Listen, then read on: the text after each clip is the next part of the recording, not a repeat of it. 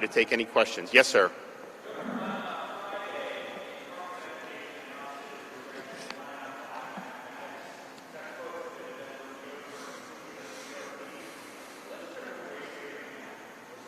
So they didn't say that was the only thing. I think there's a number of reasons. So we got rid of Common Core, as you know. We have best standards, which is a better way to do a lot of things, but particularly math. I mean, one of the criticisms was the parents couldn't help their kids with the math homework. So any of the books that don't meet the best standards are not going to be appropriate for us to use.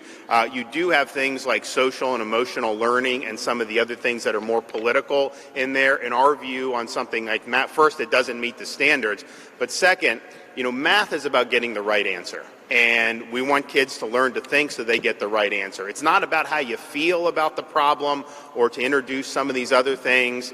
There's a right answer and there's a wrong answer, and we want all our students getting the right answers. And so most of the books that did not meet Florida standards for whatever reason happen to be in the early grades. As you get into the older grades, most of those books did meet the standards, but we're going to continue to focus the education on the actual strong academic performance of the students.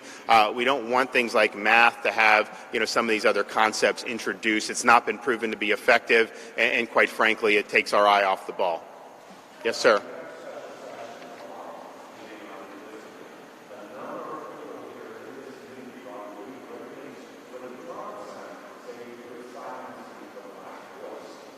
And that's not true. I mean, look, this whole issue is a serious constitutional issue. I can tell you, a lot of folks here, when you have someone that's 160 miles away, there's been complaints about constituent service and things like that.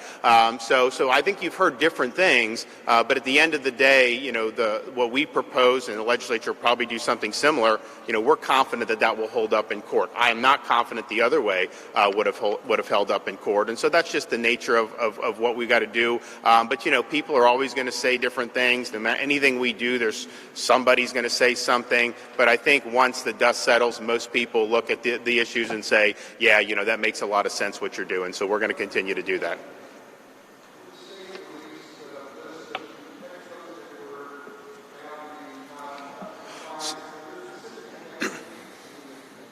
So I would say, one, talk to the Department of Education for more background on it.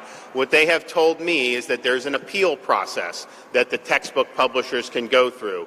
And right now, what's in their textbooks is considered proprietary information. So I would be perfectly fine with doing that. That's just not been their standard of practice, and it's not because they don't want to release, it's just because these are textbooks and this is how they do it. So some of those textbooks will be able to say, hey, we should appeal. Some may agree to tweak some of the things. If there's things, if there's Common Core math, maybe they'll be able to dial that back.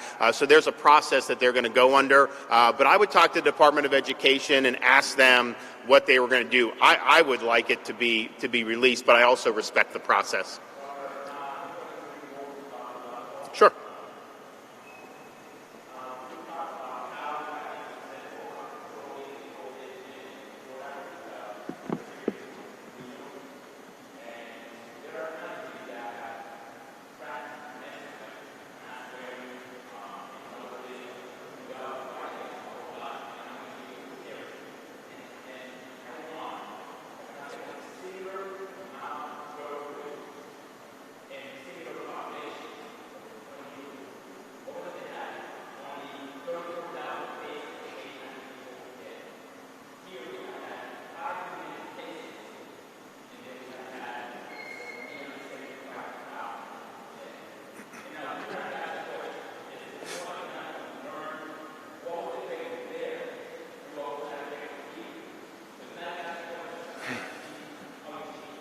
Yeah. Oh, thanks for that question. You actually have provided me with an opportunity to illustrate two things. So the first thing is that type of question is important because, generally understanding disease processes, whether it's COVID or other conditions, is important, and sometimes there are insights from looking at other countries, other cities, other places. So that's really important to do. But the second thing that your question illustrates is something that I want to just share has been a problem throughout the pandemic.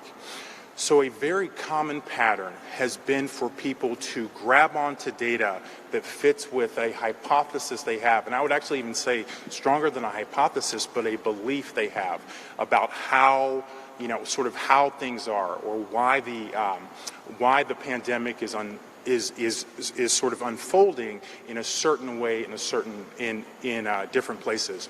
A very good example, actually, of that is a paper that was recently published in the Journal of the American Medical Association that looked at something we call excess deaths in different states in the country, including Florida. And basically what this paper did was take advantage of the fact that Delta was essentially a very unique phenomenon to the Southeast, and used the fact that excess deaths were higher in Florida during the Delta wave that really didn't affect California, and of course tried to tie it to their beliefs about how the pandemic should have been handled. In other words, the way that Governor DeSantis has led Florida is wrong. What they didn't mention, and specifically they tried to tie it to vaccination rates. What these authors in Journal of the American Medical Association, which is a leading medical journal, didn't mention is that actually vaccination rates were comparable.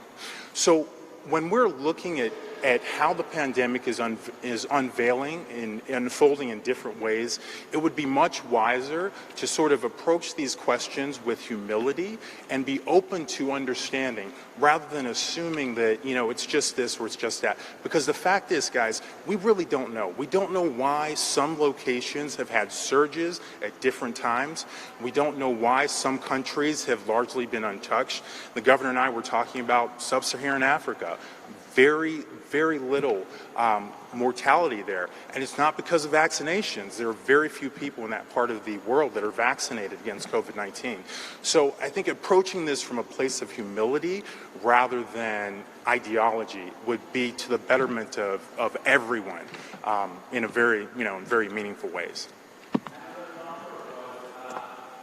Oh, no, it's good. I think it's fine. Okay. I think it's fine. He gave a great answer. I would also just point out, I think if you look when people will try to look at the Western countries, and I think they've had pretty similar experiences, regardless of the mitigations imposed.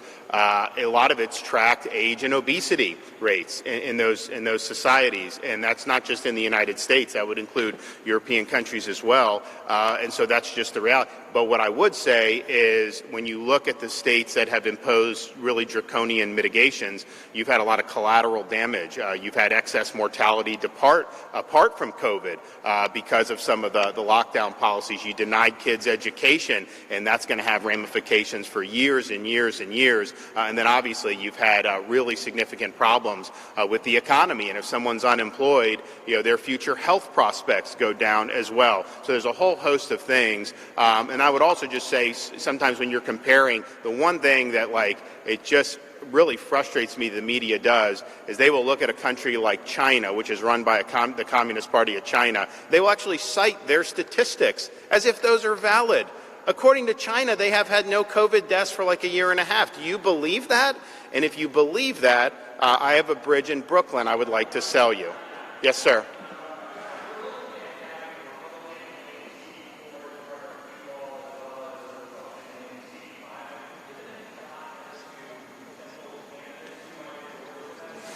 No, because the map hasn't passed and I didn't draw it. The guys that did it are going to testify and kind of go through all that. So I'm not sure, what is what on all this. But I have not endorsed anybody, I don't think, for any congressional race, and I won't until we're done with this process. So.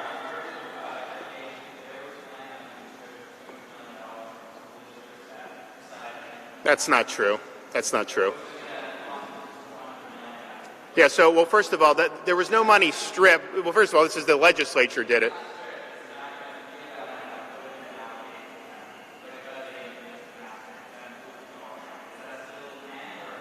So, the legislature was working on peeling back funding for districts who defied Florida law.